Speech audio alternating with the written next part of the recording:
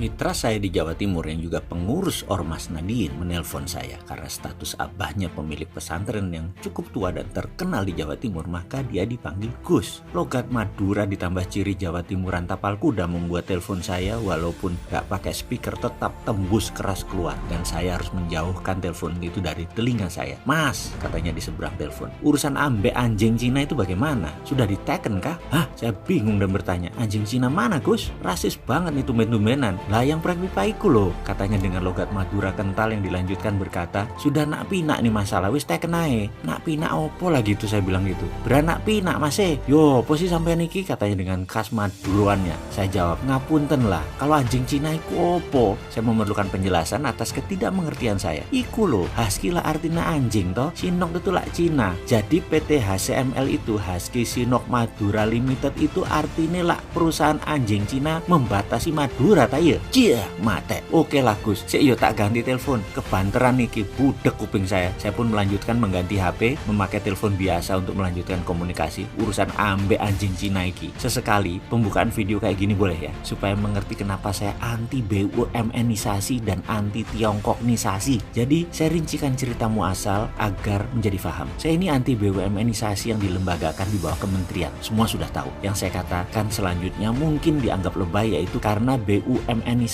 ini saat ini membuat bisnis swasta terpukul, sektor retail terpukul dan banyak pengusaha terpukul. Yang terpukul di sektor swasta di strata ekonomi atas dan tengah, yang main hanya di sektor bawah. Ini tidak terasa di awalnya efek BUMN-isasi ini, tapi sekarang lambat laun sudah mulai terasa di bawah. Dan saya percaya sebentar lagi sektor bawah terjepit kering karena efek BUMN-isasi ini. Yang disebut sontoloyo lebay itu adalah saya mengatakan BUMN-isasi melemahkan rakyat. Ujung-ujungnya ekonomi kerakyatan yang dijunjung di Undang-Undang Dasar 45 tidak terlaksana karena BUMN adalah state capitalism, tetap kapitalis, hanya ditambah sektor negara. Jadi pakai instrumen negara sebagai pelindung dan regulasi. Ini keterlaluan. Rakyat akan terkena dampaknya. Ekonomi akan turun. Sistem sosialis itu bisa jalan baik di negara otoriter seperti Cina. Cina sekarang malah mengambil nama sosialis kapitalis. Di atas kapitalis, di bawah pemerintahan sosialis. Ini yang membuat saya bertanya di rezim sekarang, apa mau jadi otoriter? Enggak kan? Dengan BUMN-isasi ini, itu otoritarian sektor ekonomi. Ini akan sekali lagi melemahkan swasta, menurunkan daya beli, dan negara kekurangan cash. Lebay kan saya dengan pendapat ini? Tapi itulah platform saya berpikir. Mudah-mudahan salah. Karena saya ingat sewaktu ada gas di tahun 2017 milik HCML di Sampang Madura yang mendarat di Pasuruan, yang diambil BUMN negara, swasta nggak bisa dapat jatah karena semua diambil BUMN. Semua proyek diambil BUMN aja pokoknya. Padahal mahal dan investasinya sama biayanya sama-sama pakai bank. Swasta gak kebagian. Dan saya bisa cerita panjang urusan BUMN-isasi karena menginjak kaki saya di mana-mana. Saya ngamuk jadinya. Gas tersebut akan didistribusikan ke Grati. Di sana ada gas fire power plant milik Indonesia Power. BUMN juga anak usaha PLN. Ini semua BUMN aja pokoknya. Untuk 600 megawatt power di mana gas HCML akan dideliver ke Grati, yang deliver siapa? BUMN lagi. Lalu kita swastanya di mana? Semua diambil BUMN. Ya, terpaksa kita pasang badan, pipa yang